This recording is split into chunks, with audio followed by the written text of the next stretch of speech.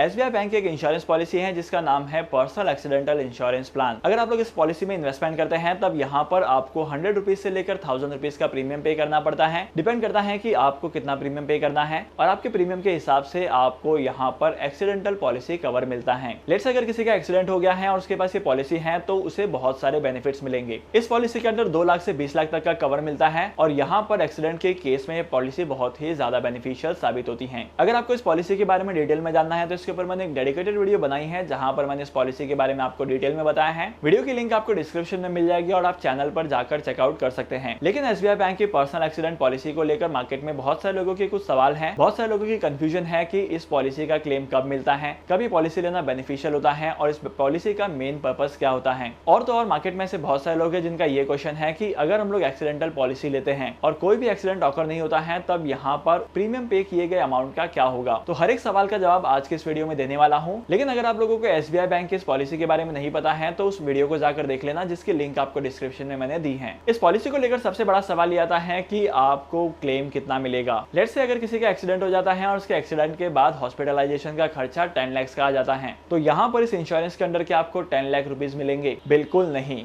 आपके insurance policy का claim depend करता है कि आपने कितने अमाउंट वाली पॉलिसी ली है, आपके इंश्योरेंस पॉलिसी का सम एश्योर्ड कितना है। अगर आपके इंश्योरेंस पॉलिसी का सम एश्योर्ड 5 लाख रुपीज का है तब यहाँ पर आपको इस पॉलिसी के अगेंस्ट में क्लेम सिर्फ 5 लाख रुपीज का मिलेगा और अगर आपका पॉलिसी का सम एश्योर्ड 20 लाख रुपीज का है तो ऐसे केसेस में आपको 20 लाख रुपीज मिलेंगे। और ये चीज डिपेंड करती है पॉलिसी के टर्म्स एंड कंडीशंस पर। फुल डिसेबिलिटी वाले केस में आपको अमाउंट ज्यादा मिलेगा क्लेम का, लेकिन वहीं पर पार्शियल डिसेबिलिटी होगी तो पार्शियल डिसेबिलिटी का अमाउंट कम मिलता है। डिपेंड करता है कि आपके पॉलिसी के टर्म्स एंड कंडीशन क्या है और आपने कितने अमाउंट का प्रीमियम पे किया है। सेकंड क्वेश्चन ये आता है कि लेट्स से अगर आप लोगों ने इस पॉलिसी को सब्सक्राइब किया है और अगर आप लोगों को कुछ होता नहीं है, मतलब कोई एक्सीडेंट वगैरह नहीं होता है, तो यहाँ पर जो प्रीमियम भरा गया है उसका क्या होगा। देखो एसबीआई की पर्सनल एक्सीडेंटल पॉलिसी में आपको हर साल का प्रीमियम पे करना पड़ेगा और जिस साल आप प्रीमियम पे नहीं करेंगे उस साल की पॉलिसी आपकी डीएक्टिवेटेड रहेगी और अगर आपकी पॉलिसी डीएक्टिवेट हो जाती है तब यहाँ पर बैंक में जाकर आपको अप्लाई करना पड़ता है एक्टिवेशन के लिए और आपकी पॉलिसी का प्रीमियम पे करना पड़ता है। वेदर जिसने पॉलिसी ली है उसके साथ कुछ होता है नहीं होता है तब भी यहाँ पर फर्क नहीं पड़ता है। आपने जो प्रीमियम का अमाउंट पे किया है वो प्रीमियम का अमाउंट आपको वापस नहीं मिलेगा। ये एक नॉन रिफंडेबल प्रीमियम होता है जहां पर अगर आपको कुछ हो जाता है, लेट्स से जिसने पॉलिसी ली है उसका एक्सीडेंट हो जाता है तब यहाँ पर उसे क्लेम मिलेगा, लेकिन अगर कुछ नहीं होता है तो उसे कुछ नहीं मिलेगा। यहाँ पर ना बहुत सारे लोग कहते हैं कि अगर मुझे कुछ मिलेगा नहीं रिटर्न में तो मैं यहाँ पर इन्वेस्टमेंट क्यों करूँ। तो जब भी लोग इन्वेस्टमेंट करते हैं एक्सीडेंटल पॉलिसी वाले प्लान में, हेल्थ इंश्योरेंस वाले प्लान में, तब इनका जो पर्पस होता है वो वेल्थ जनरेट करना नहीं होता है। इनका मेन पर्पस होता है अपने फ्यूचर में आने वाले रिस्क को कम करना और रिस्क को कम करने के लिए आप इतना प्रीमियम तो पे कर ही सकते हैं। तो जब भी आप ऐसे किसी इन्वेस्टमेंट ऑप्शन में इन्वेस्टमेंट करेंगे तो आपको इमरजेंसीज की सिचुएशन को देखना है, ना कि इन्वेस्टमेंट के पर्पस से आपको इन्वेस्टमेंट करना है। अगर आप लोग टर्म इंश्योरेंस प्लान लेते हैं तब यहाँ पर आपको एक सर्टेन टाइम पीरियड के बाद अगर आपको कुछ होता नहीं है तो आपने जितने भी अमाउंट का इन्वेस्टमेंट किया है वो आपको बेनिफिट्स के साथ रिटर्न मिलता है। इसके अलावा अगला क्वेश्चन ये निकल कर आता है कि आपको प्रीमियम कितनी बार पे करना पड़ेगा। आपको प्रीमियम एक साल में एक ही बार पे करना है और यहाँ पर भी डिपेंड करता है कि आपके इंश्योरेंस पॉलिसी का प्रीमियम कितना है।